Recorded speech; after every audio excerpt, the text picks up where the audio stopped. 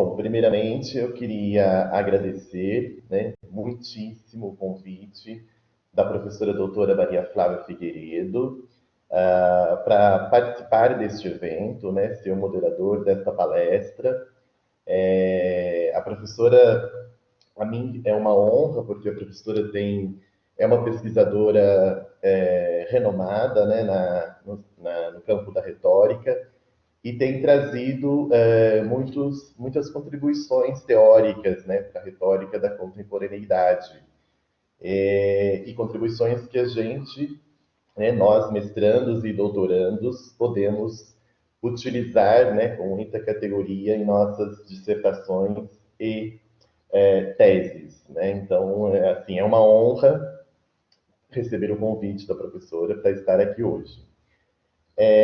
Bom, nós podemos seguir, né, a mesma dinâmica, antes de eu apresentar o nosso palestrante, seguir a mesma dinâmica da palestra anterior, né, em que vocês, os ouvintes aqui presentes, né, poderão colocar as suas questões, né, os seus questionamentos e comentários no chat durante a apresentação, e para que eu possa depois fazer o acolhimento e reportar ao nosso palestrante. Bom, hoje, então, a próxima comunicação é de Pedro Luiz Rodarte Gulke. Pedro é mestrando em Linguística pela Universidade de Franca, qualificado em ensino da língua inglesa pela University of Cambridge, TKT, tem formação em Direito pela Libertas Faculdades Integradas e atuou como professor visitante na mesma instituição. É membro também do Grupo PARE, Pesquisa em Argumentação em Retórica. Hoje Pedro vai apresentar para a gente, né, o seu capítulo, De Olho em Aquino, como a percepção provoca paixões. Pedro, você tem então 1 hora para fazer a sua exposição e depois nós temos mais 30 minutos para conversarmos um pouquinho sobre a temática, né, e tirarmos as dúvidas do auditório, e também tenho algumas perguntinhas para lhe fazer. Fique à vontade. Perfeito, obrigado. Só estou adicionando aqui então os slides, já vou começar. Agradeço o convite, agradeço a apresentação carinhosa. Estou muito feliz de estar falando logo após o Antônio, né? Porque vocês não tem nenhuma pressão, né? Porque a palestra dele foi muito tranquila, né? Então, não há pressão nenhuma de seguir, né? Fazer depois uma aula mestre dessa, segui-lo logo após e ter que fazer tão bem quanto, ou tentar, né? Porque é difícil. Pressão nenhuma. Oi. Pedro, desculpa te interromper, mas o slide já está baixado. Você quer que coloque aí na tela para você? Já baixei novamente. Já vai dar, já deu certo já aqui. Ah, tá. É que ele já estava baixado. Vamos ver. Aí, certo. Ah, tá. Agora que eu vi que já estava baixado. Certo. Então, hoje o título do meu capítulo e da nossa conversa de hoje é De Olho em Aquino, como a percepção provoca paixões, né? E como vocês já devem ter deduzido do título, nós vamos falar sobre duas coisas, essencialmente, né? Primeiro, a relação da retórica com São Tomás de Aquino, né? Então, nesse primeiro momento, eu demonstrarei o porquê devemos ficar de olho em Aquino, né? Ou seja, qual a relevância do Dr. Angélico para nós, analistas que operamos dentro da retórica. Se tudo ocorrer bem, persuadi-lo-ei da relevância de Aquino e a cada ficar nítido que ele tem muito a contribuir para a retórica, né? Mas vamos ver se vou conseguir. E o segundo momento, então, partindo de São Tomás de Aquino, concordando que ele é de fato relevante, nós vamos discutir um pouco sobre o nexo entre a percepção e a paixão. E compreender como mesmo pode enriquecer nossas análises. Tentarei demonstrar também como não só podemos compreender melhor esse nexo através de Aquino, mas como nós podemos mobilizar tal compreensão, né? E, de fato, usar São Tomás de Aquino dentro dos nossos análises. Então, primeira questão é por que Aquino, né? Por que devemos dar atenção, né? Por que devemos ler seu Tratado das Paixões? Afinal, é uma leitura árdua, né? A Suma é uma obra monstruosa, e mesmo se alguém for a ter somente as questões das paixões e aqueles tratados relevantes, né? Mesmo assim, é uma leitura difícil, que requer estudo da filosofia natural, requer estudos fora de Aquino, né? Essencialmente, para entender Aquino, você tem que ler bastante antes de começar, né? Então, será que compensa mesmo estudá-lo? E eu argumentaria que sim, por alguns motivos. Primeiro, para evitar o cientificismo, né? Então, uma objeção que podem se levantar ao estudar das paixões através de Aquino é que estudá-las por ele não seria um meio muito científico de compreender as emoções humanas, né? Ao menos não no sentido mais moderno e mais estrito da palavra ciência, né? Todavia, tal objeção falha em reconhecer os limites autoimpostos à ciência, os quais acarretam uma necessidade de estudar fenômenos humanos, sociais, por outras perspectivas, né? Quem explica isso muito bem é Robert Miner, no primeiro capítulo dele, que tem um livro sobre São Tomás de Aquino, eu acho que é Aquinas on the Passions, o nome do livro. E ele faz uma analogia com o estudo das emoções através da ciência com o estudo da música através da ciência, né? Que eu acho que eu vou ler um pouco aqui a analogia dele. Mas essencialmente ele fala o seguinte: olha, a ciência é ótima, né? Ela pode nos dizer quais sinapses ocorrem, durante quais reações passionais, o aumento do batimento cardíaco, né? Qual hormônio afeta qual emoção, paixão. Todavia, ele argumenta, né? As informações sobre a subestrutura física das emoções pouco ou nada ajudam a esclarecer como, quando, por que e por quem as pessoas ficam com raiva, ciúme, tristes ou com vergonha, né? Aí ele faz a analogia com a questão da música. Ele fala, ó, fisicamente falando, a música nada mais é do que misturas sequenciadas, temporalmente estendidas e divididas de vibrações do ar, né? Em várias frequências e amplitudes, ou, alternativamente, a música nada mais seria que misturas de ondas de compreensão atmosféricas, de comprimentos e amplitudes variáveis. Cientificamente falando, a música é isso. Então, ele faz essa comparação, ele fala que um físico competente pode dar um relato acústico exato de uma peça musical, delineando a subestrutura matemática, ele consegue usar termos precisos, né? E embora que essa descrição científica da música pode ser útil para vários motivos, ela não assemelha em nada à maneira que os músicos descrevem a música, né? Os músicos, eles ouvem e falam de melodias, harmonias, contrapontos, ritmos, temas e seu desenvolvimento, estrutura musical, dinâmica, evocação de significado musicais, frases, dissonâncias e resolução de dissonâncias, né? Então, da mesma forma, uma explicação para Miner, e eu concordo com ele, uma explicação puramente neurológica das emoções não avança muito a nossa compreensão das mesmas. Pode avançar em alguns aspectos, evidentemente, em algumas dimensões, né? Só que ele fala o seguinte, olha, a neurociência contemporânea não é uma alternativa à explicação dada por Tomás de Aquino, isto é, aquela que analisa as paixões em termos de seu significado humano, em vez de seu significado fisiológico. Então, essa possível objeção ao estudo das paixões, ela incorre nessa problemática, né? Seria como se alguém chegasse para nós e perguntasse assim, ó, você poderia descrever para mim a Paralisa de Beethoven? E você falasse, olha, né, imaginemos que alguém nunca escutou essa música, apesar que é impossível nunca ter escutado essa música, mas vamos imaginar, né?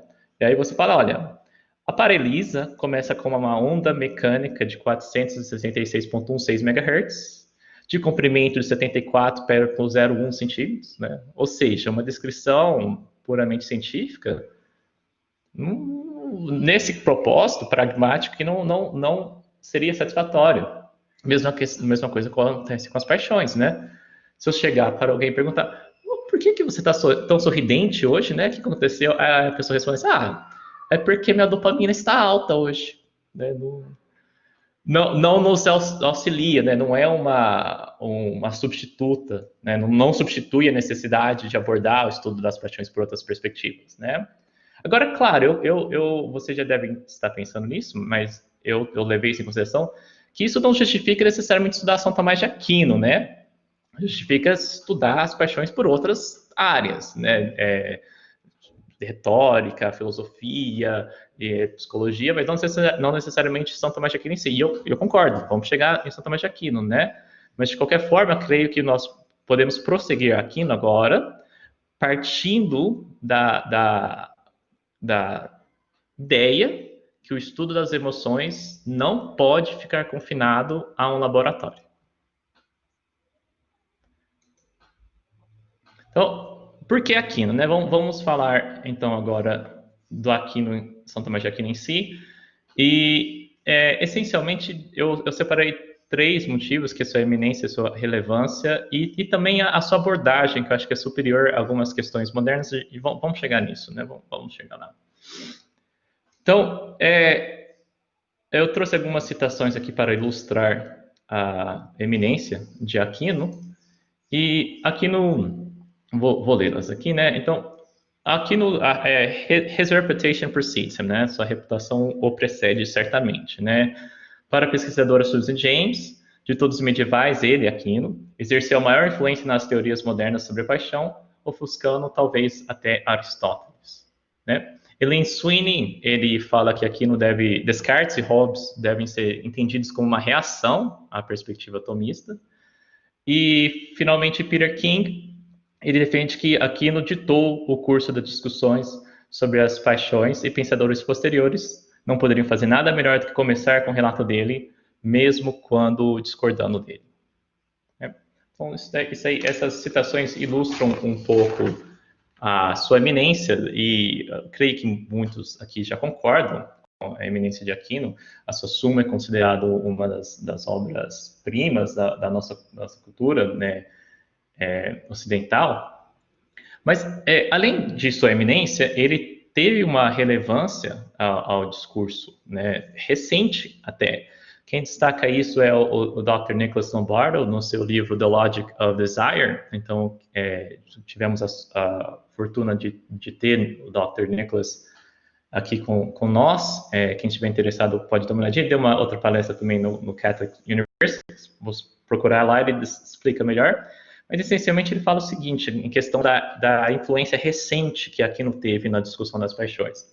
Ele destaca a maneira que Aquino ajudou a moldar o debate moderno, porque nos últimos 50 anos teve uma mudança paradigmática acerca das paixões, né? Antes elas eram consideradas irracionais, né? E recentemente elas são vistas como importantes para a cognição, tanto para a filosofia quanto para os psicólogos. Isso nos últimos 50 anos, mais ou menos. E o Dr. Nicholas Lombardo, ele explica como que Aquino foi parcialmente responsável por essa mudança paradigmática. Ele fala que, olha, dentro da psicologia, Magda B. Arnold, que foi uma das pioneiras dessa visão cognitiva das emoções, foi influenciado por Aquino. E dentro da filosofia, tem um livro importante, que é Ação, Emoção e Vontade, I think it's Action, Emotion and Will, escrito por Anthony John Patrick Kenny, e ele também foi pioneiro nessa abordagem cognitiva, e ele também influenciou essa revolução cognitiva da perspectiva sobre as paixões. E o Lombardo até ele cita como interessante que Aquino, ele próprio, né, indiretamente abre o caminho para a sua redescoberta com essa influência, né? Porque agora que tem essa perspectiva mais cognitiva das emoções, busca-se filósofos que tinham também essa perspectiva, incluindo Aquino. Então, em realidade, Aquino tem essa relevância até hoje, inclusive. Então, ok. Então, estamos creio em consonância que Aquino tem uma eminência e que ele ajudou a moldar o debate das paixões até recentemente. Mas ainda pode se levantar a objeção que, olha, tá, Pedro, concordo com você, mas será que o estudo do Aquino, então, não seria mais relevante para uma questão histórica, né? Mesmo que recente? Afinal, será que não deveríamos partir de como está o debate agora, filosoficamente, né? E usar os sucessores de Aquino e não Aquino em si? Seria retroagir um pouco, né? Só que, em realidade, a filosofia atomista mantém-se relevante ainda hoje porque ela possui uma vantagem sobre os seus sucessores, que é a abordagem que ele tem. E quem explica isso, a crítica da abordagem moderna filosófica acerca das paixões, é Emilia Rothry, né? E ela diz o seguinte, ela diz que os debates filosóficos atuais sobre as paixões e emoções parecem estar ainda mais distantes dos fenômenos que pretendem iluminar do que as discussões filosóficas normalmente ficam. Parece que estamos envolvidos em debates polêmicos e mal formados e insolúveis, onde as próprias questões que abordadas aparecem, à primeira vista, bizarras e arbitrárias. Oficialmente, estamos preocupados em determinar se as emoções podem ser avaliadas por sua racionalidade, ou se são voluntárias, ou se podem ser reduzidas a cognições, ou ainda se são interrupções de comportamento normalmente intencionais. Mas, na verdade, sabemos melhor do que isso, né? Então, ela, resumindo a crítica dela aqui, né? Ela fala que os filósofos modernos, corriqueiramente, encontram-se entrincheirados em um embate onde busca-se proporcionar pronunciamentos metodologicamente sólidos dentro da filosofia, todavia, pronunciamentos sobre questões muito satélites às paixões, que em pouco refletem nossas experiências cotidianas das emoções, né? Então, e Miner, ele diria, então, que o São Tomás de Aquino ele tem um interesse existencial que os filósofos modernos estão um pouco carentes, né? Nem todos, estou generalizando um pouco, mas de qualquer forma a abordagem de Tomás coloca ou como superior para algumas óticas, dependendo do que a sua pesquisa, certamente para a nossa, como eu demonstrarei, em comparação a outros filósofos modernos, né? Então, não há necessidade de parar autores que possuem uma abordagem mais existencial ou mais humana, justamente como é o caso da abordagem de São Tomás de Aquino.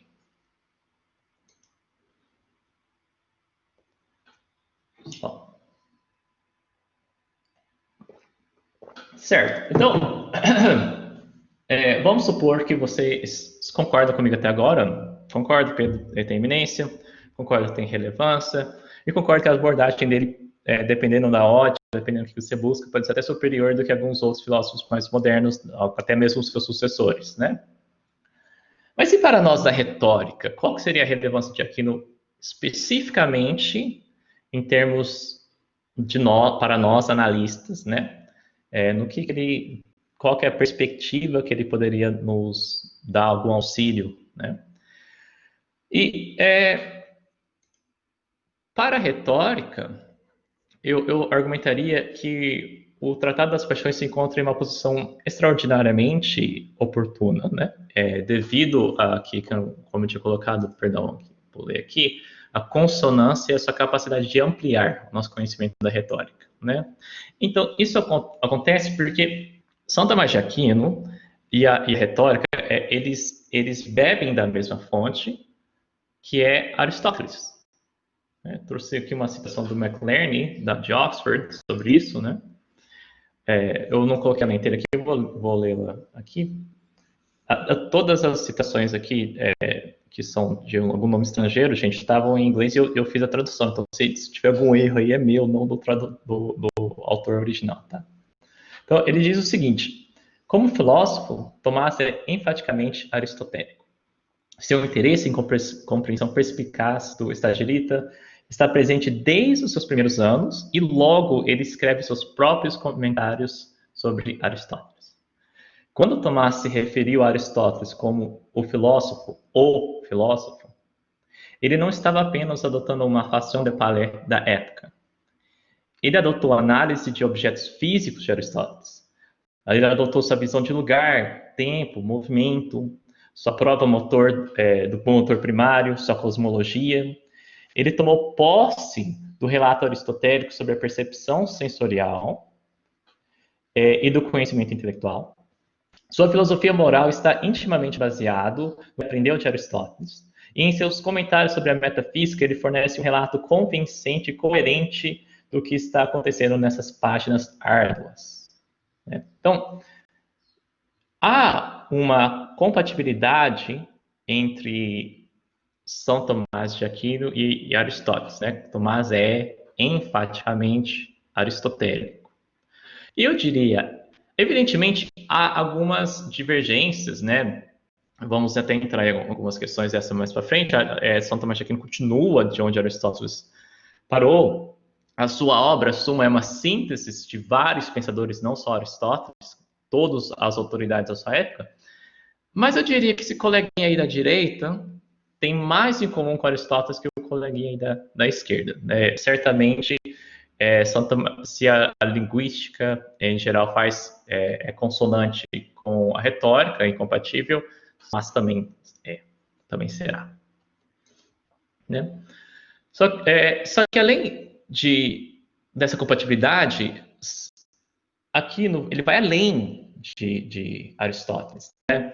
Para Dr. Peter Nicholson Barber, a sua obra não só é maior do que a sua Tratada das Paixões não só é maior do que o segundo livro de Aristóteles, da Retórica, mas também mais sistemática, né?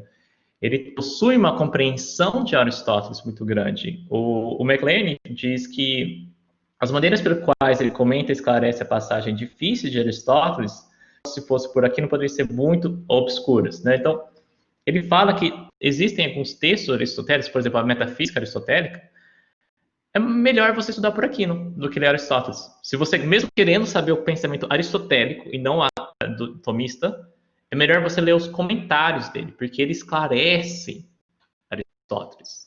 Né? A Fried diz que Aquino compreende Aristóteles mais do que este compreende a si mesmo. Né? É extremamente interessante.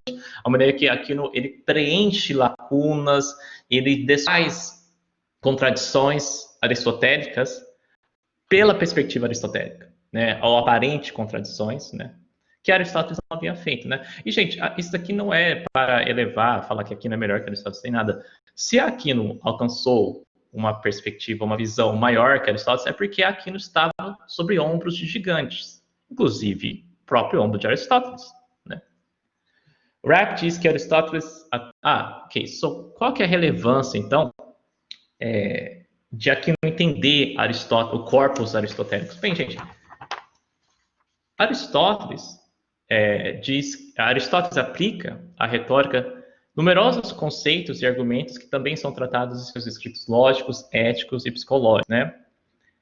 Desta forma, utilizar Aquino para compreender Aristóteles, mesmo que o corpus extra-retórico, equipara-se a proporcionar vislumbres aos mecanismos internos da retórica.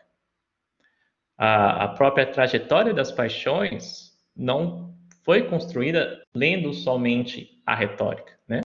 Mas sim utilizando o corpus aristotélico como um todo.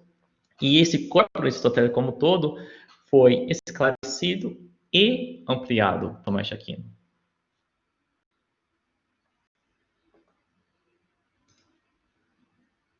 Então, para recapitular aqui,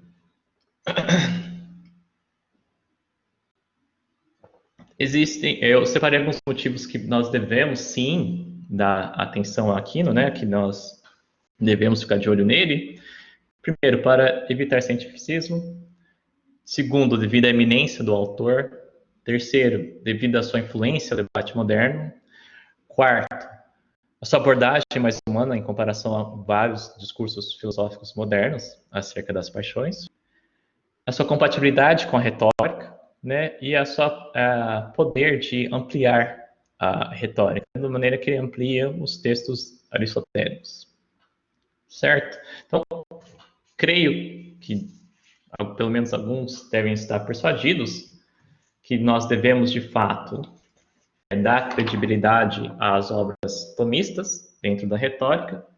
Então, foi o que eu fiz, né? Eu estava inquieto sobre uma das questões relevantes à trajetória das paixões, que era o nexo entre a perversão e a paixão, né? Afinal, eu queria suprir a lacuna entre eu, por exemplo, ver que alguém amassou um livro meu e eu ter a reação de gritar, pegar o livro, ficar bravo, né? Ter não, e até antes disso, né?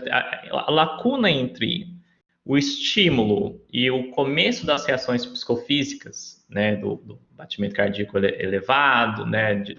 Dos olhos abrindo, assim. O que acontece, né? Nesse meio do caminho aí? Ou seja, eu estava focado mais nas primeiras duas etapas da trajetória das paixões, na disponibilidade, na identificação, e eu usei São Tomás de Aquino para tentar compreender melhor esse nexo entre a percepção e a paixão. Aristóteles já dizia que onde há percepção, há também dor e prazer, e onde existem, há necessariamente desejo. Ou seja, Aristóteles já 2.000 anos, 1,5 mais ou menos atrás, já dizia o que nós sabemos, que o que o olho não vê, o coração não sente, né? Ou melhor, o que os olhos enxergam, nós certamente vamos sentir, né? Onde há percepção, há desejo, né? Então, queria tentar descrever o nexo entre essas duas coisas, só que isso é uma tarefa enigmática, ela é um pouquinho complicado. Vou tentar simplificar o máximo possível aqui das descobertas que através do corpus tomista e um pouco aristotélicos também. Então, eu vou começar com um exemplo que acho que personificar a questão vai nos auxiliar a sua compreensão. Então, vou criar uma história aqui. Imaginemos, então, que para Fiona não reste mais inteligência emocional. Ela cometeu por engano em seu emprego, cometeu um engano em seu emprego, que resultou na sua demissão e da sua equipe. Isso ocorreu logo após Fiona ter causado um acidente automobilístico que acarretou em despesas altas. Então, Fiona está sentindo desanimada, né? Está se imaginando uma fracassada e num sigilo ato de piedade, tentando conquistar um pouco a sua autoestima, Fiona decide fazer um jantar para si e para o seu marido. Então, imaginemos ainda que Fiona ela vai lá, o pão de açúcar, ela compra o melhor corte de carne disponível, né, um ancho, né, seja qual for. Ela compra um vinho do bom, né, um vinho caro, etc. E ela põe-se a fazer uma janta para si e para o seu marido. Só que, infelizmente, a Fiona acaba por deixar a carne queimar. E quando ela vê isso, quando ela percebe que ela queimou a carne, que ela estragou o jantar, esse jantar que para ela era um momento de dar uma respirada, uma reorganizada, né, de tudo que ela passou, ela põe-se a chorar. E seu marido chega. Seu marido chega e pergunta: amor, o que está acontecendo? Por que você está assim? O que aconteceu? O que te machucou, né? Como que você responderia o marido de Fiona, no caso? Porque eu não acho que seja auto-evidente, né, como proferir essa resposta. Note-se, né, que quando estamos falando da causa do choro da Fiona, nós podemos fazer referência ao objeto material, a carne queimada, né? Ou nós podemos fazer referência às circunstâncias cognitivas sobre quais aquele objeto material foi observado. Especificamente, mais relevante, dentro do estado de autoestima baixo, que aquela carne foi percebida. Ademais, você pode fazer referência a todos os fatores que criou esse cenário de autoestima baixa, né? A demissão, o acidente, etc. Então, existem várias questões que devemos levar em consideração quando nós queremos responder por que Fiona está chorando. Vamos falar, porque ela queimou a carne? Será que isso seria uma resposta satisfatória à questão? Então, se for para tentar dar uma resposta completa, eu diria que seria mais ou menos assim. A personagem, a nossa heroína aqui, ela viu a carne e teve a apreensão que a carne queimada confirmava aquilo que ela suspeitava, que é que ela é uma fracassada. Agora, não importa se isso é de verdade ou não. Às vezes a Fiona é uma excelente mulher, não importa que ela acredita nisso. E foi disso que ela tirou, né, da sua percepção da carne, foi isso que ela aprendeu com aquilo, né? Então, essa avaliação subjetiva do estímulo objetivo, né, qual que é a relevância da carne queimada para o observador, São Tomás de Aquino vai chamar de intenção. Então, a Fiona criou uma intenção que aquela carne queimada era algo doloroso, pois confirmava que ela era uma fracassada, pelo menos em sua imaginação, né? E aqui não vai falar a nossa potência, nossa capacidade por descobrir os intentions, as intenções dos objetos. Ele chama de razão particular. Então, a sua razão particular avaliou que aquela carne queimada equipara-se a algo doloroso, pois confirmava o que ela suspeitava, né? Mas vamos dar um passo para trás. Vamos tentar entender como funciona essa cognição, né? Então, dentro de uma reação passional, a cognição que desencadeia, podemos dividir em duas etapas. Primeiro, a capacidade de destacar objetos de estímulos sensoriais, né? Então, Fiona primeiro tem que enxergar. Ela vai ver a fumaça, ela vai sentir o cheiro da fumaça, ela vai ver o preto subindo assim na cozinha. Na hora que ela tirar a carne, ela vai ver que ela está toda torrada, né? Vai ver todos os estímulos visuais, né? O cheiro, seja qual for. E ela vai destacar desses estímulos sensoriais que a carne é uma carne queimada, certo? E depois, a segunda etapa dessa cognição que desencadeou a reação passional do choro seria a avaliação da relevância dos objetos para o observador. Então, a Fiona então vai decidir o que aquilo quer dizer para ela, qual é a significância daquilo para ela, né? Então, vamos tentar... deixa eu esmiuçar um pouquinho mais como que ocorre a cognição dentro da perspectiva tomista e aristotélica também. Isso aqui não é estranho a Aristóteles. Eles divergem um pouco na maneira que eles nomeiam os sentidos internos, mas de maneira geral é bem compatível, que é o seguinte: dentro dessa perspectiva da filosofia natural, existe o mundo empírico. Esse mundo empírico transmite dados sensoriais, certo? Cheiro, cor, som, ondas sonoras, etc. Esses dados são captados pelos nossos sentidos externos, e que todo mundo já conhece: visão, audição, paladar, olfato e tato, né? E isso existe desde a época de Aristóteles até um pouquinho antes. Filósofos já falavam desses mesmos 5 sentidos. O que muda, então, o que talvez seja menos conhecido para nós, são que depois desses dados sensoriais serem captados pelos sentidos externos, eles são processados pelos sentidos internos, né? Então, tanto Tomás quanto Aristóteles, ele dá nome aos bois no sentido da nossa capacidade de entender a apreensão, né? Enquanto a gente falaria que a mente, essa parte da mente, etc., talvez a gente faria uma questão neurocientífica de qual lugar do cérebro faz o quê, ele falava, não, ele dava nome de potências: nós somos capazes de fazer isso, nós somos capazes de fazer aquilo, nós somos capazes de fazer X, Y, Z. Então, ele vai dar um nome para cada capacidade da mente humana, que para ele seria da alma humana, né? O conceito de alma deles é um pouquinho diferente do nosso, não é nada sobrenatural, é só a forma que nós operamos no mundo. É isso que eles querem dizer com alma, né? Então, ele destaca 4 sentidos internos. Ele, São Tomás de Aquino.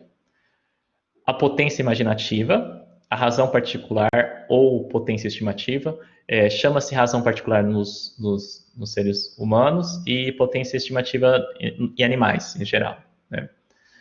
A memorativa e o sentido comum. Então, esses seriam os 4 sentidos internos responsáveis por traduzir, né, o input sensorial para algo compreensível a nós, né? Então, se voltarmos à descrição científica, eles são responsáveis por traduzir 766.66 MHz para o som. São eles que fazem essa tradução. Vamos então esmiuçar um pouquinho o que cada potência aqui, cada sentido interno faz, na perspectiva tomista. Aqui, de novo, ele diverge um pouco de Aristóteles. Né? Então, a recepção das formas sensíveis é destinada ao sentido comum. A retenção e a conservação dessas formas é destinada à fantasia ou imaginação. Então, aqui quem estuda a filosofia vê que Aquino não distingue os dois. Ele fala que é a mesma coisa, fantasia e imaginação. Vocês vão ver que alguns filósofos têm uma ligeira distinção. Então, recepção de formas, sentido comum, conservação, guardá-las, fantasia e imaginação. Aprender as espécies intencionais, essas projeções subjetivas sobre objetos objetivos, né? É feito pela estimativa, de novo, nos seres humanos é feito pela razão particular. E, por fim, conservar as espécies intencionais faz parte da memorativa. Vamos olhar um exemplo que acho que vai ficar mais fácil, de novo, personificando, do que tentar ficar decorando o que cada um faz. Esse exemplo aqui, ele é um exemplo clássico. Aquino usa algumas vezes na sua Suma. Eu acho que precede Aquino, inclusive, e muitos tomistas ou filósofos que vão tratar sobre percepção usam esse exemplo, então utilizarei eu também, que é o exemplo da ovelha e do lobo, né? Então, Aquino diria que a ovelha, vendo o lobo, foge não pela feiura do mesmo. Então, aqui tem umas questões a serem consideradas. Quando a ovelha vê o lobo, não é o marrom do lobo, a forma do lobo, né, em si, que faz a ovelha correr, né? Então, entre o estímulo sensorial do lobo e a ação fuga, existem algumas etapas que necessitam ser nomeadas, esmiuçadas e estudadas, né? Então, tentarei fazê-lo agora. Então, eu separei da seguinte forma. Quando nós temos a ovelha vendo o lobo, a primeira coisa que é posta em ação na perspectiva tomista é a faculdade sensitiva. Isso nada mais é que a capacidade dos animais de perceberem as coisas, de ver, ouvir, etc. Né? Então, a primeira coisa que entra em ação aí na interação entre a ovelha e o lobo é a faculdade sensitiva.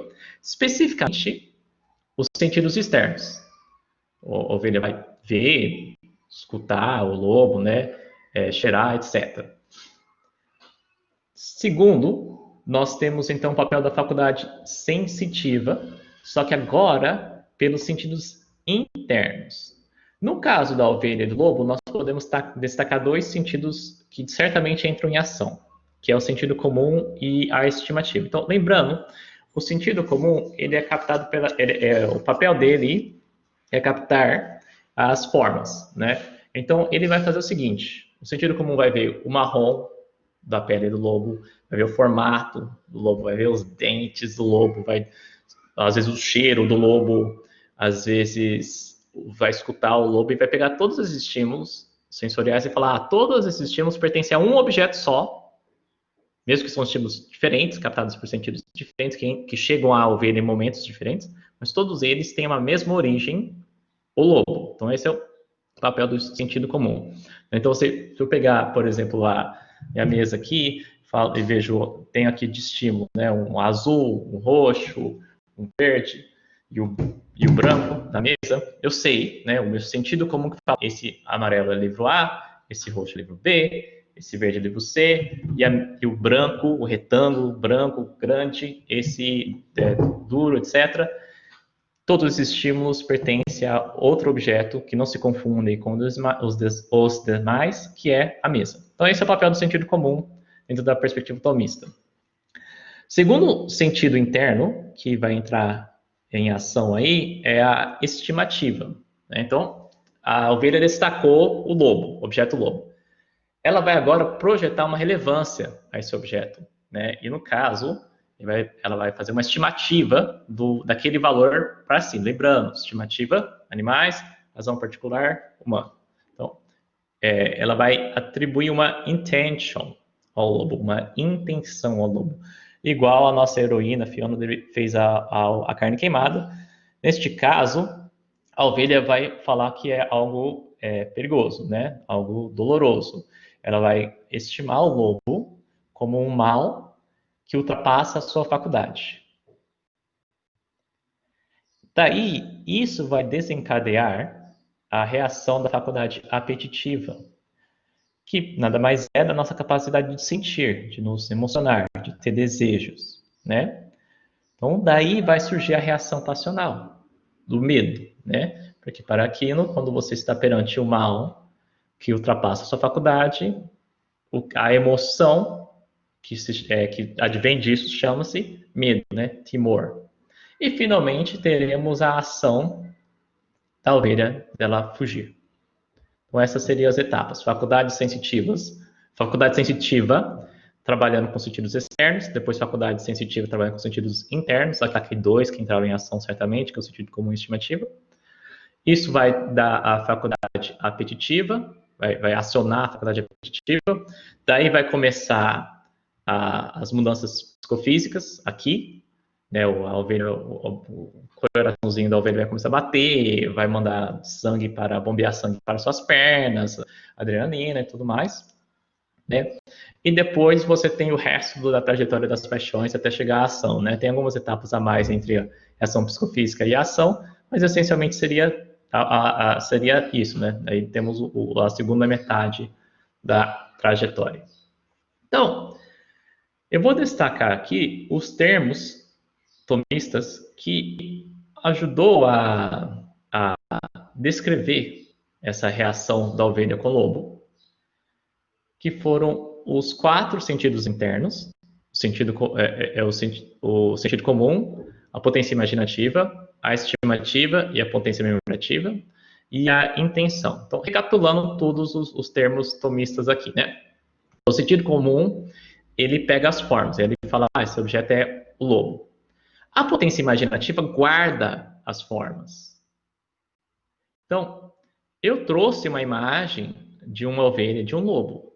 Precisava, né? Só de eu falar ovelha e lobo, vocês conseguem, usando a potência imaginativa, trazer, né, uma imagem de lobo e uma imagem de ovelha. Certamente a imagem de lobo não será consonante, vão ter diferenças, mas o suficiente para nós conseguirmos comunicar. Né? Então, essas formas do lobo já estão guardadas na potência imaginativa. Certo. Aí depois temos a razão particular, que é a que profere a estimativa, é a que cria a intenção do objeto. Né? Que, na verdade, para São Tomás de Aquino, que percebe a intenção para Tomás está no objeto em si. Está na nossa interação com o objeto. Então, ela vai aprender, né, a intenção do objeto. No caso da Fiona, que a carne queimada equivale a ela ser uma fracassada. No caso do lobo e da ovelha, que o lobo é um perigo indomável. Né? Então, a razão particular nos seres humanos é que vai fazer isso. E a potência memorativa vai guardar essas intenções na mente. Né? Por exemplo, eu não preciso pôr a mão no fogo para aprender que ele é doloroso toda vez. Né? Eu já tenho essa intenção guardada na minha potência memorativa. Né? Eu já aprendi que fogo equivale a perigo. Então, todas as intenções para São Tomás de Aquino são guardadas na potência memorativa. Então, notem como ele separa, né? Você perceber e guardar as formas, né? O que é o objeto, e você perceber e guardar a sua identificação com aquele objeto, a relevância para aquele objeto para você, né? O que ele chama de intenção, que são características afetivas atribuídas a dados sensoriais. Isto é, a estimativa que determinado objeto, esteja ele presente ou não, é prazeroso, doloroso ou útil. Aqui eu usei os termos prazeroso, doloroso ou útil, mas para São Tomás de Aquino seria mais bom, mal, conveniente e inconveniente.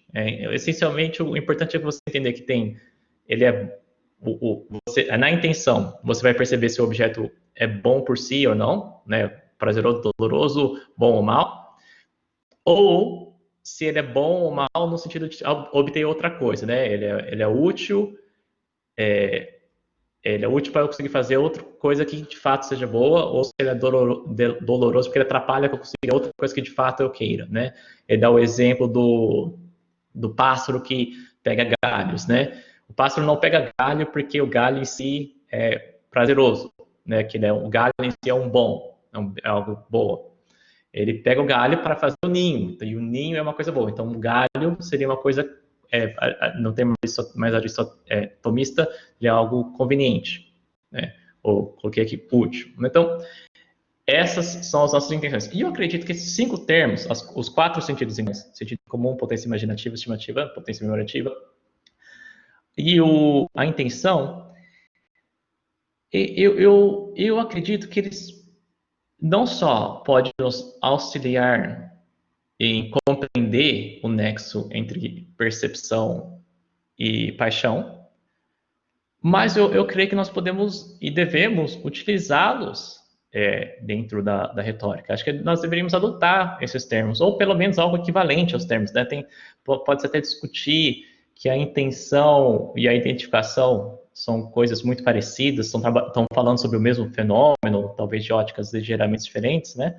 Mas eu creio que nós devemos explorar esses termos e como eles podem ser usufruídos por nós, né? Eu acredito que eles podem enriquecer nossas análises retóricas. Inclusive, dentro do meu capítulo, eu fiz isso. Eu peguei esses termos e eu os manuseei para fazer uma análise desse cara aqui, ó. Então, antes de eu prosseguir, eu quero deixar bem claro que eu não estou nem criticando, nem favorecendo o nosso presidente aí, tá, gente? Então, se tiver algum bolsominion aí, não precisa riscar meu carro. Se tiver o oposto, também não precisa. Eu só fiz uma análise retórica bem neutro, científica aqui, me abstendo de julgamento, né? E eu usei os termos tomistas, os quais nós acabamos de discutir, para tentar analisar o patos dentro do pronunciamento de Bolsonaro, né?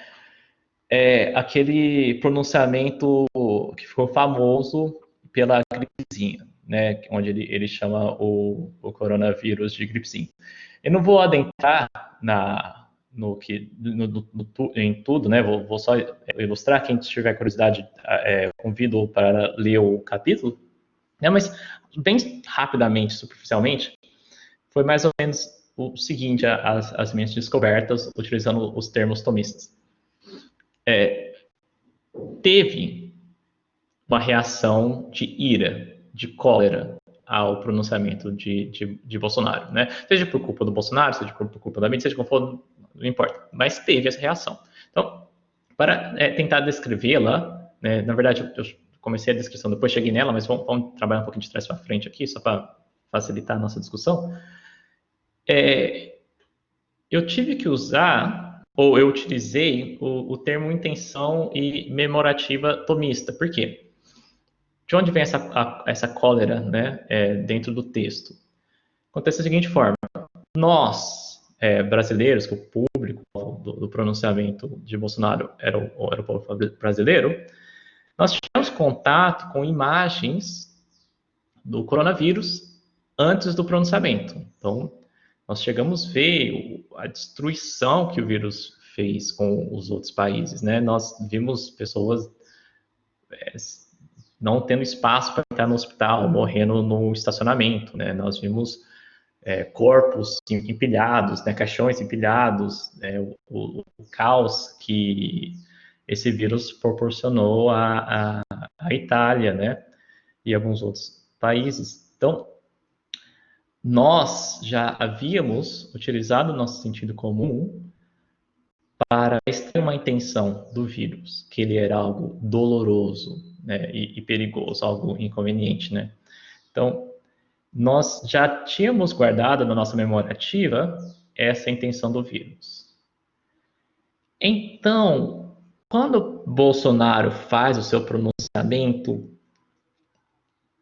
não minimizando o vírus, talvez não dando ao vírus o devido temor, né, que nós esperávamos, devido à nossa estimativa, ou a estimativa de parte do público, não todos, evidentemente, há uma dissonância entre a importância que Bolsonaro dá ao vírus e a nossa estima do vírus, ou a estimativa de parte do auditório.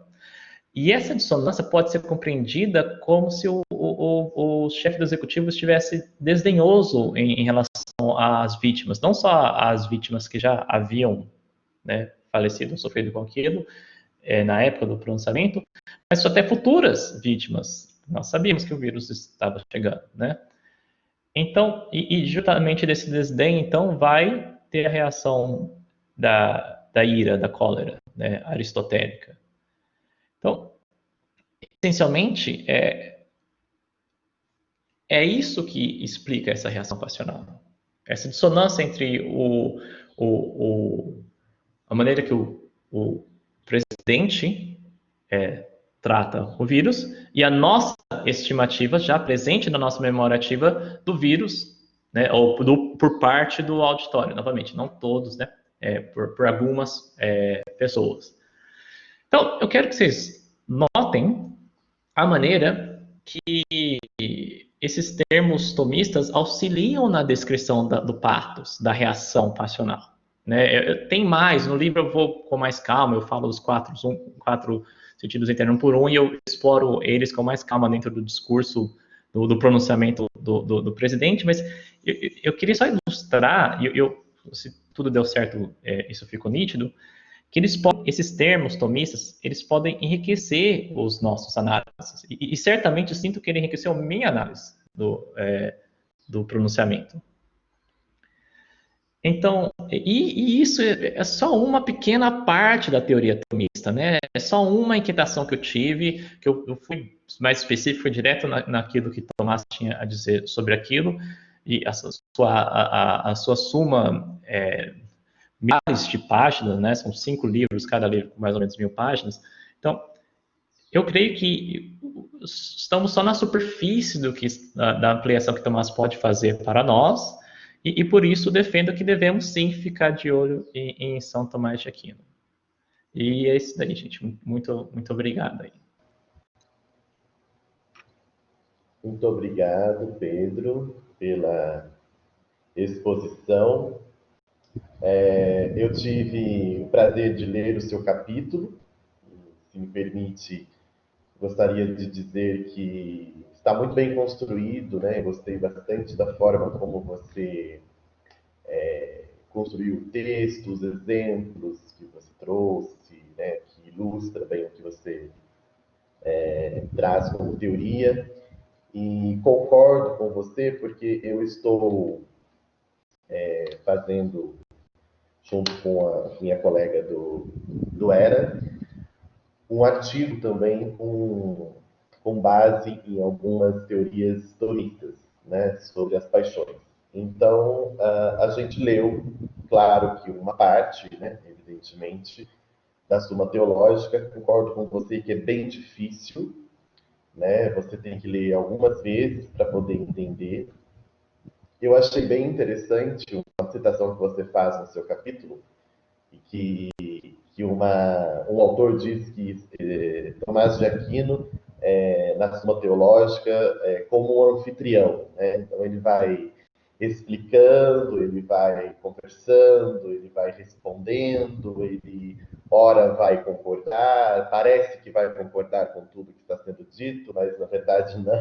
Então, assim, é uma dinâmica de leitura bem diferente, porque, né, tem questões e artigos, né, e respostas e perguntas, enfim. Então, requer realmente um cuidado na leitura e também uma ampliação do conhecimento em outras leituras, né? Porque o que você disse, a gente tem que ler muito antes para poder depois chegar na Suma, é extremamente relevante, porque, inclusive, ele faz muita referência às obras de Aristóteles, né? Não somente a retórica. Então, você precisa conhecer outras obras para você entender toda a dinâmica, né? Tudo que ele está ali fazendo referência, né? Como você bem colocou, ele trata o corpus aristotélico como um todo, e não somente o enfoque na retórica, né? Então, é bem interessante. É, assim, impressionante como dois filósofos, né, dos séculos passados trazem contribuições tão para o momento tão atual que nós estamos, né? Assim, acho que dá realmente, concordo também com você, que dá para utilizar bastante esses conceitos tomistas nas análises retóricas, né, para a gente, como analista retórico, acho que contribui bastante, enriquece a nossa análise, como você apresentou bem aqui e também no seu capítulo mais detalhadamente. Então, acho bem interessante. Bom, pessoal, vocês podem colocar as suas perguntas, né? Se vocês tiverem algum questionamento, algum comentário para o Pedro aqui no chat. E eu vou fazer uma pergunta, Pedro, aí, assim, uma questãozinha relacionada aos sentidos internos, né, que você apresentou. Eu queria saber se considera que os sentidos internos tomistas têm a mesma potencialidade de quando o orador está presente diante do auditório e de quando ele está ausente, ou seja, quando você está fazendo uma análise de uma leitura, de um texto, né, de algo que foi produzido. Se você, como que esses sentidos, né, como que o orador pode se valer desses sentidos, né, para persuadir o auditório, que o fim é a persuasão, né, provocar alguma paixão, né, nesse caso aqui. Então, você acha que esses sentidos internos, eles têm mais potencialidade quando estamos diante do auditório ou se quando a gente está lendo um discurso? Não sei se fui claro. Não, tá perfeito, perfeito. Certo. Eu creio que vai depender um pouco da situação, mas vamos esmiuçar um pouco essa questão aí. Primeiramente, deixar bem claro que os sentidos internos, eles podem e trabalham, mesmo quando o objeto está ausente, e eu não lembro se você recorda do capítulo, mesmo quando você nem percebe do objeto. Então, por exemplo, você pode ter uma estimativa que algo é doloroso, de algo que você reprimiu na sua memória. Só que a estimativa ainda está lá. Então você desassociou. Vamos supor que quando você era muito novo, você teve uma experiência traumática, né? Só que você reprimiu aquela memória. A estimativa em si ainda está lá presente, mesmo que a forma que você associou àquela estimativa está ausente, né? E você pode, então, sofrer com aquilo, mesmo com aquilo sendo completamente ausente, né? Então, é perfeitamente possível, inclusive nós já sabemos disso intuitivamente na nossa prática, acionar os sentidos internos de maneira ausente, de maneira por texto, nós fazemos isso com ilustrações diretamente, né? Quando nós usamos uma ilustração, né, nós estamos trabalhando a imaginativa e a memorativa, mesmo o objeto não estando lá, né, evidentemente. Uhum. Você consegue, inclusive, fazer isso de maneira muito eficiente se você trabalhar com as metáforas, etc., principalmente se trabalhar com o conceito de fantasma, né? Quem deu a dica disso é o Dr. Nicholas Lombardo, que é o seguinte: o aprendizado para Aristóteles e Tomás de Aquino, ele acontece da seguinte forma: nós temos a retirada de dados empíricos que a gente cria a forma. Essa forma, ela fica guardada na nossa mente como se fosse um retrato, né? Os chamados phantasms. E nós aprendemos conceitos comparando esses phantasms. Então, tem uma imagem de uma laranja, uma imagem de outra laranja, uma imagem de outra laranja na nossa mente, e nós abstraímos dessas imagens o conceito, né? O que você pode fazer? Você pode, inversamente, colocar um conceito embutido a um outro fantasma, e é isso, pelo menos estamos especulando aqui, mas não sou só eu que tenho essa perspectiva, nós podemos embutir um conceito dentro de um fantasma na mente da pessoa. Então, nós fazemos referências a imagens que as pessoas já têm, imagens preferencialmente, mas não necessariamente empíricas, e nelas nós embutimos um conceito que nós estamos tentando persuadir ou convencê-las. E fazemos isso através de uma metáfora, por exemplo, de uma analogia, seja como for. Agora, intuitivamente, eu quero dizer que, apesar das potências dos sentidos internos serem manuseáveis à distância, ausentes, seja como for, eu imagino que estando presente é mais fácil, mais eficiente, porque está mais diretamente empírico. Mas é uma especulação. Talvez tenha algumas coisas que sejam mais fáceis fazer ausentes. Teremos que olhar caso a caso. Entendi. Obrigado, Pedro. Bom, nós temos já duas perguntas aqui do público. O Valmir está perguntando, Pedro, na sua opinião, por onde devemos começar a leitura de Aquino? Ok, então, essa é uma questão um pouco difícil. Depende um pouco do seu objetivo, né? Então, nós, da retórica, que temos interesse em Aquino, por não ter muito escrito sobre Aquino e a retórica, se temos interesse, por exemplo, no Pathos, eu recomendo o livro de Robert Meyer, que é o Aquinas and the Passions. Se alguém tiver curiosidade, me manda. Acho que eu citei ele no meu capítulo. Se alguém olhar lá, ele está lá. E o do Nicholas Lombardo, The Logic of Desire. Então, deixa eu saber o nome dele, se eu estou acertando o nome dele. Eu acho que é Aquinas on the Passions. É de Robert Meyer. Eu creio que é Aquinas on the Passions. Então, esses dois livros eu acho mais fáceis começar por eles, explicando Aquino, do que começar por Aquino em si. Se alguém tiver interesse em começar com Aquino em si, não recomendo fazer igual nós fizemos, de começar com a leitura do seu Tratado das Paixões. Eu recomendo começar antes. Eu recomendo começar com a Prima Pars, o primeiro livro, no tratado onde ele lida sobre como funciona a alma. É importante você entender o que ele quer dizer com alma e potência e capacidade antes de você ler sobre as paixões. Eu acho que isso gera muita confusão. E lembrando que vocês, é útil também, se for ler aqui no direto, ter um dicionário filosófico em mão, porque muitas das palavras que ele usa são termos técnicos. Então, por exemplo, quando ele fala de mudança, ele não está referindo o que nós entendemos de mudança. Mudança para Aquino e para Aristóteles também é ir de potência para atual. Aí você tem que entender o que quer dizer com potência e o que quer dizer com atual. Você vai estudar aqui a potência e a atualidade. Então ele requer alguns estudos anteriores. Então, essa minha recomendação seria essencialmente essa. Uma dica também é o Trivium, de Miriam Joseph. É um livro sobre gramática, retórica e lógica. E no seu segundo capítulo do livro, a natureza da linguagem, ela faz uma relação entre a gramática e a filosofia.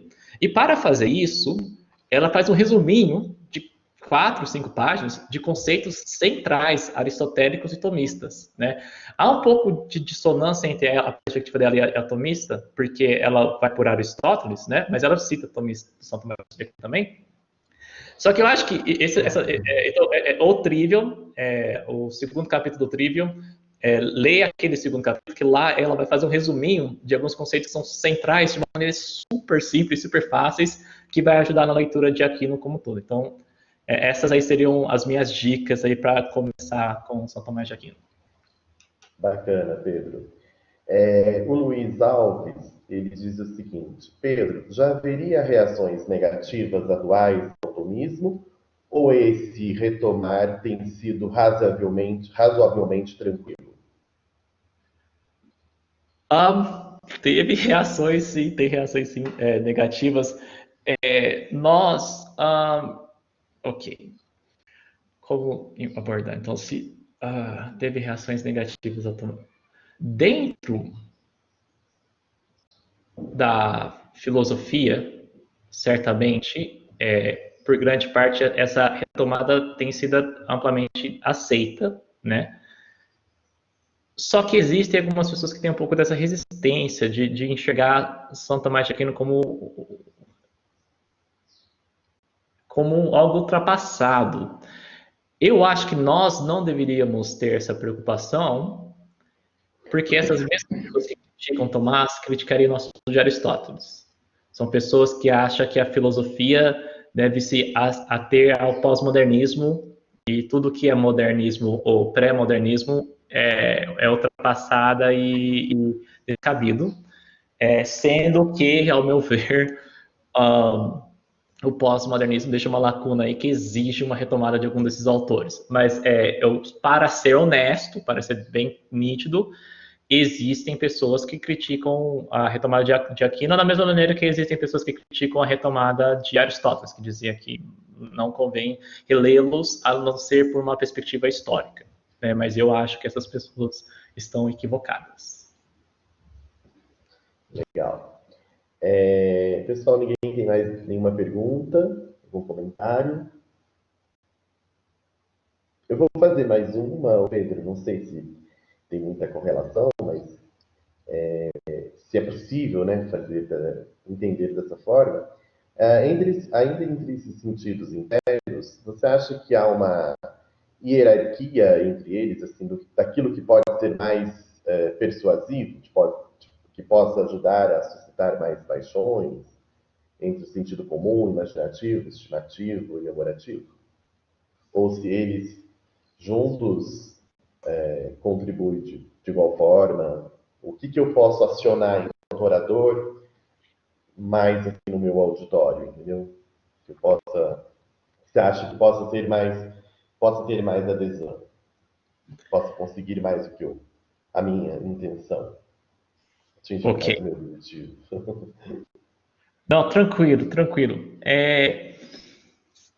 Tem Bem, a princípio, a primeira resposta canônica, vamos dizer, seria que não, eles trabalham juntos, então não teria nenhum tipo de hierarquia entre eles. Todavia, então deixa claro que eles trabalham juntos, né? Eles não, às vezes não têm às vezes até mais sobreposição do que Tomás faz, né? Porque o Tomás, quando ele está fazendo essa divisão dos quatro, ele faz por uma questão que nem a gente faz aqui, analítica, para conseguir conversar sobre aquilo, né? A nossa mente, às vezes, é um único órgão, uma única parte do cérebro que faz as quatro coisas de uma vez, né? Mas há uma necessidade filosófica, analítica, para destacá-los, para conseguir descrevê-los, né? Só que, ao mesmo tempo, São Tomás de Aquino ele fala o seguinte, que a paixão segue da razão.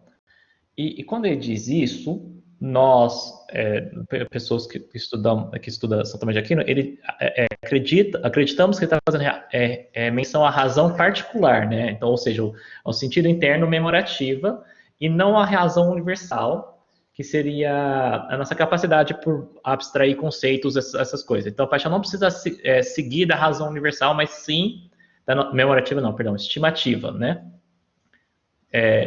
Então, talvez, isso é mais uma especulação do que uma resposta consolidada, convém nós discutir um pouco, tentar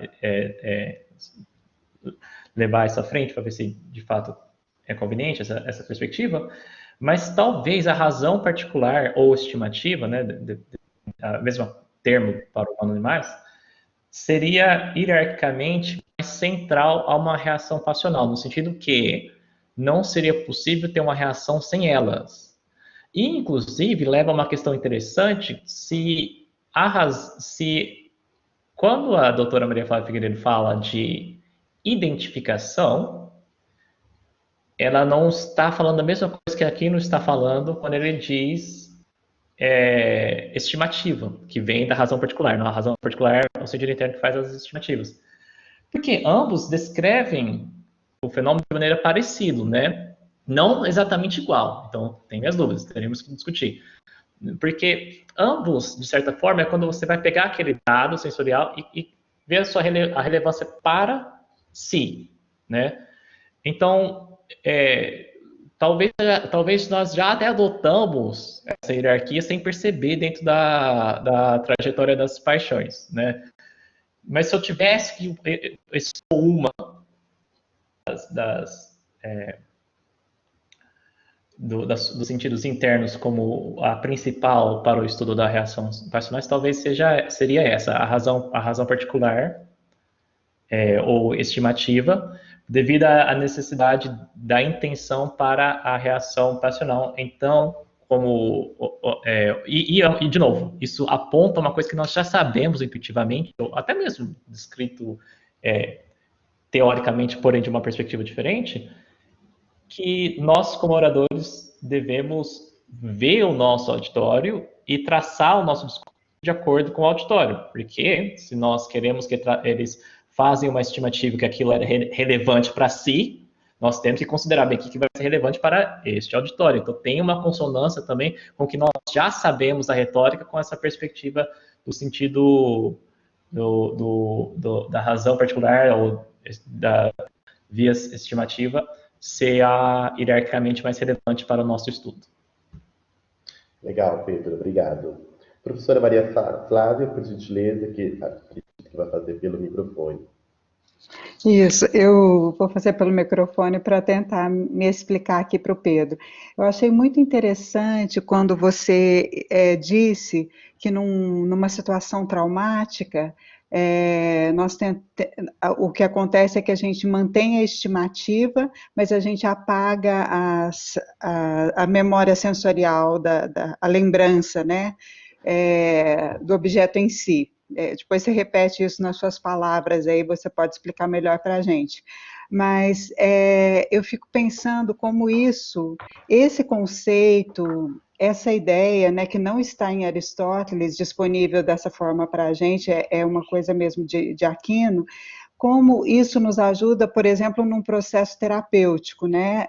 Saber que a pessoa, às vezes, traz a estimativa, mas ela não consegue se recordar daquilo que causou aquele trauma, por exemplo, mas o trauma está presente. Agora, pensando num auditório como um todo e nas reações desse auditório, ou nas relações interacionais humanas em geral. Então, às vezes, uma pessoa reage a um dado apenas a partir de uma estimativa que ele guardou, mas aí o causador daquela estimativa pode ser qualquer coisa que entre ali naquele espaço que está aparentemente vazio, porque ele foi suprimido pelo trauma, né? Ele foi recalcado pelo trauma, e aí qualquer coisa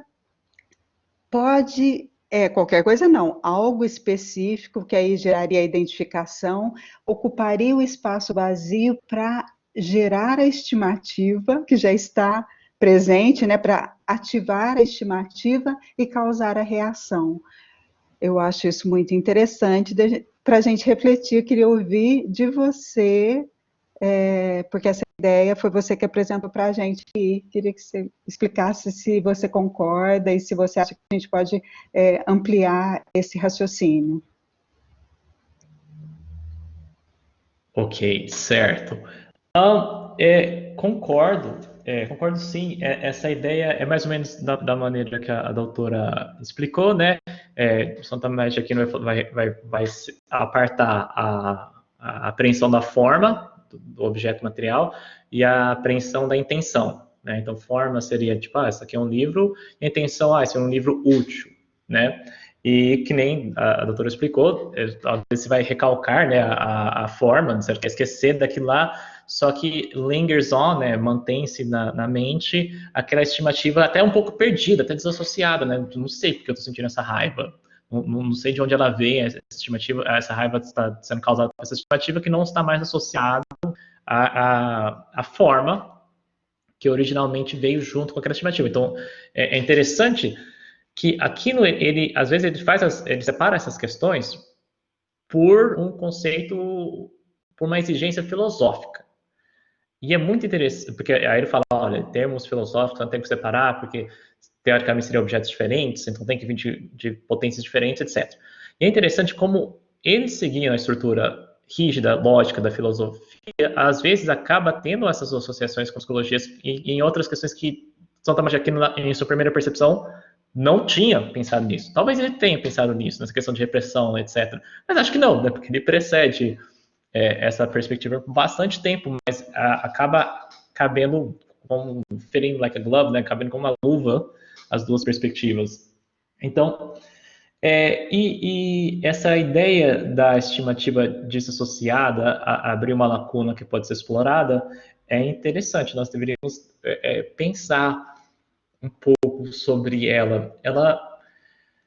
Ela me remete também um pouco à ideia de como a razão universal pode influenciar as paixões, né? Então, o que eu quero dizer com isso? Então, a razão particular seria a criação dessa estimativa, e a razão universal seria os nossos conceitos, né? Conseguir abstrair, criar conceitos de justiça, certo, errado e tal. Então, teoricamente, você consegue trabalhar, você consegue colocando imagens lógicas, tampando certas reações passionais, inclusive talvez isso seria até um viés para explorar a sua relação com São Tomás de Aquino na segunda metade da etapa da trajetória das paixões, a ideia de deliberação com a influência da razão universal. Mas talvez por aí seria um viés de começar a pensar como que essas lacunas, às vezes, quando a gente tem essa estimativa sem associação de uma imagem, como nós conseguimos trabalhar ela através da razão, através de falar, olha, note que você está com raiva sem motivo, né, ou não é justo sem motivo, e aí trazer a calma, porque dentro da perspectiva também isso é possível. Você falar para si mesmo, estou com raiva, mas a pessoa não fez nada injusta, ela reagiu como ela deveria ter reagido ao que eu fiz, não me cometeu uma injustiça, não deveria sentir raiva, e a raiva passar. Isso é uma perspectiva plausível, essa razão universal trabalhando com essa raiva. É uma perspectiva plausível de São Tomás de Aquino. Inclusive, essa específica eu ando fazendo, e é super legal a maneira que ela funciona. Então, se você acha que você está com raiva com alguém, pergunta para si mesmo, eu fui injustiçado de fato? E se você analisar e você perceber que você não foi injustiçado de fato, muitas vezes, para mim, todas as vezes, a raiva passou. Então, isso é uma influência da razão universal sobre a nossa paixão, ditando a nossa paixão através de conceitos abstratos, que eu acho extremamente interessante. Então, certamente, há um espaço aí para ser estudado, principalmente com essa desassociação. Professora, quer comentar algo? Muito obrigada, Pedro. Muito obrigada. Legal. Pedro, tem mais uma pergunta do Luciano Andrade, que quer saber onde você vê a influência cristã na concepção tomista das paixões. Ok. São Tomás de Aquino fazia um esforço tremendo para apartar o que para ele chamaria de conhecimento divino, né, daquilo que vem de revelação, e o conhecimento filosófico. Inclusive, ele deixa isso claro em sua obra. Ele fala, olha, filosoficamente não dá para provar isso, mas a gente sabe por revelação, ou pela Bíblia, etc. Né? Então, por incrível que pareça, eu acredito que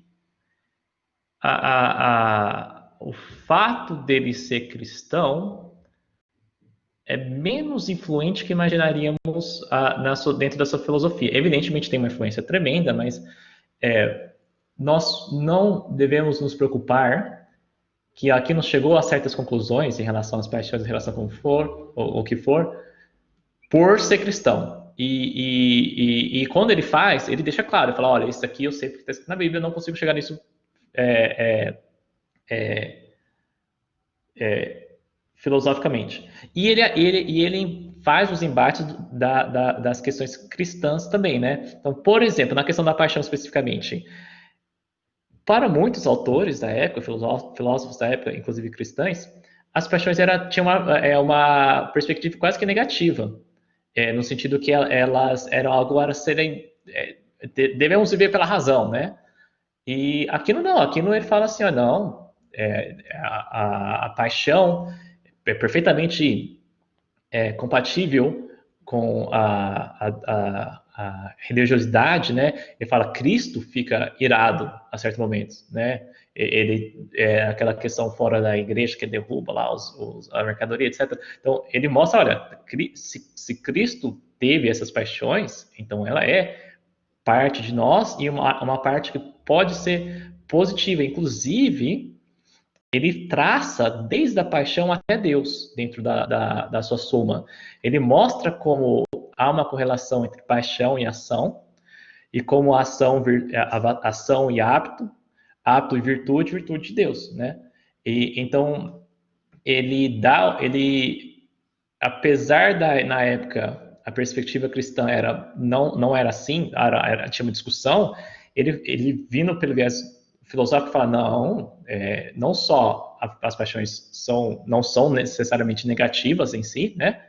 Como elas fazem parte e podem nos levar a Deus. Ele até dá uma importância que é mais importante você amar a Deus, o que é uma paixão para Santo Tomás de Aquino, no sentido não só intelectual, mas amar no sentido da capacidade apetitiva dos seres humanos, do que segui-lo pela razão, que o amor ele puxa mais do que a razão puramente em si. Você tem ideia da importância que dá às paixões. Então, tem uma influência, evidentemente, mas ele deixa bem claro o que é filosófico, o que é teológico, o que vem de revelação, o que não tem.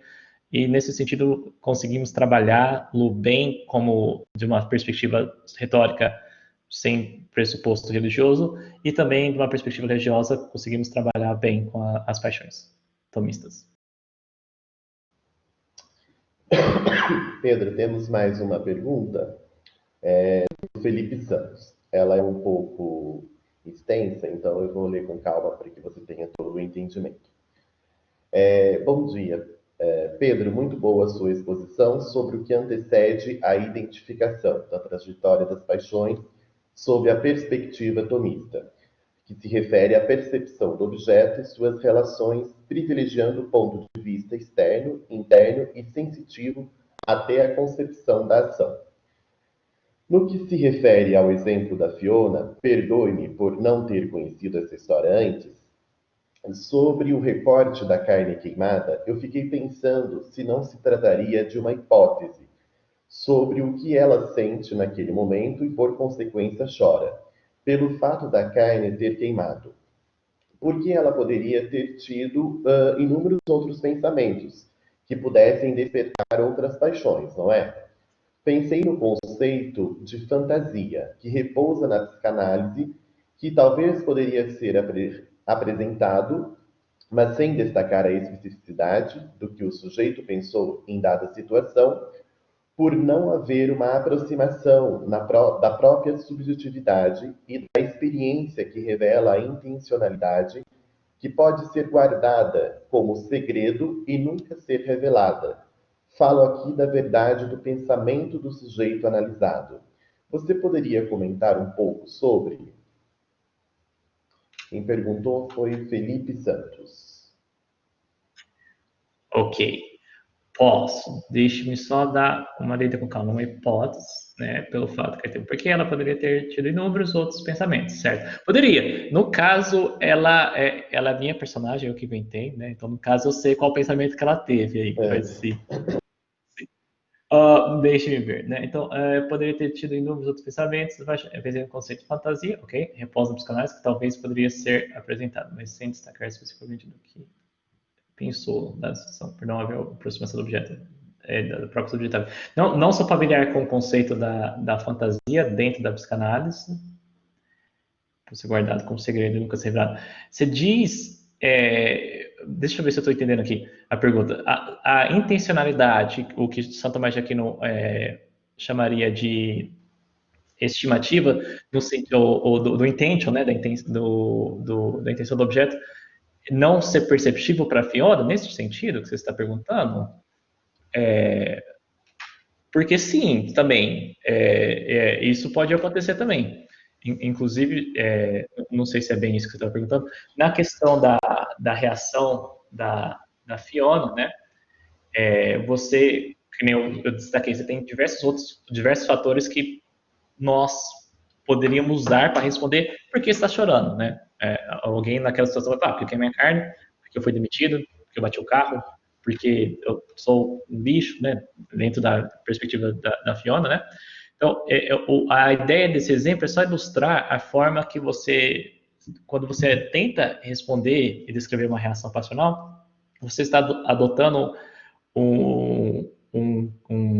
uma tarefa multifacetada e que não necessariamente evidente como deve responder. Em questão da própria experiência revelar a intencionalidade, né, que poderia ser guardada. Não, eu inventei a história. Mas na ideia da questão da intencionalidade estar guardada, eu não sei se é isso que quis dizer, mas eu acho uma questão interessante a colocar, né, que tem um pouco a ver com a doutora Maria Flávia perguntou. Então, nós podemos ter a intenção do objeto ainda sem lembrar qual era o objeto.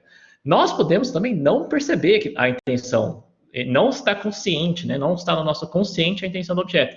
Então, às vezes, nós até guardamos o fato que eu associo aquilo como perigo. Então, vamos pensar numa menina que foi abusada por um tio dela, né? E ela guarda, não sei se é recalque o tempo certo, conheço muito pouco de psicanálise, mas extraiu aquela memória da sua cabeça. E ela extraiu também, ela não está consciente também da estimativa disso. E ela tem dificuldade de se associar com outros homens, né? De se relacionar com outros homens, seja profissional, seja amoroso, seja como for, porque ela tem a intenção que homens são perigosos, mas não está consciente disso também. Então, nesse sentido, também pode estar guardado. Não sei se era isso que você está perguntando, mas eu aproveitei por esse gancho aí, porque é algo acho interessante também a gente ter em mente. Olha, faltam 2 minutinhos, mas tem uma pergunta aqui da professora Ana Lúcia, que ela disse o seguinte, só um minutinho. A questão sobre a existência de Deus em Aquino é filosófica ou teológica? O que você acha? Aquino faz um argumento filosófico para a existência de Deus, pelo menos na existência de um motor primário. Eu não sei se ele chega no Deus cristão pela filosofia só, né? Mas eu sei que ele faz 5 argumentos sobre a existência de Deus partindo somente da filosofia. Inclusive, um dos argumentos que ele usa é um argumento aristotélico, do que eles chamam de motor primário, né? Tem um livro muito interessante sobre esse aspecto, que ele aborda justamente a questão filosófica da existência de Deus, pela questão de Tomás, de Edward Fraser. Aí, acho que Edward Fraser, se você jogar no Google Edward Fraser Proof of God, Edward Fraser God, St. Thomas Aquinas, vai aparecer. Mas sim, é filosófica a abordagem dele. Ele começa com preceitos filosóficos, ele usa metodologia filosófica e chega à existência de um Deus, de um único Deus. Eu não sei se aí depois tudo que nós cristãos atribuímos a Deus, ele chega só através da filosofia, mas eu sei que a Deus ele chega através da filosofia. Legal, Pedro. Chegamos então aí ao final do nosso evento desta manhã e eu queria agradecer, Pedro, a oportunidade de ter lido o seu trabalho, fiz uma leitura bastante cuidadosa e gostei demais do texto e aproveitar para agradecer novamente a professora Maria Flávia, agradecer ao meu grupo ERA, que me faz, que é por meio dele, né, que me faz estar presente aqui hoje neste evento. Eu passo, então, a palavra ao Cristiano, ou à professora Maria Flávia, para nós fecharmos esta manhã do evento.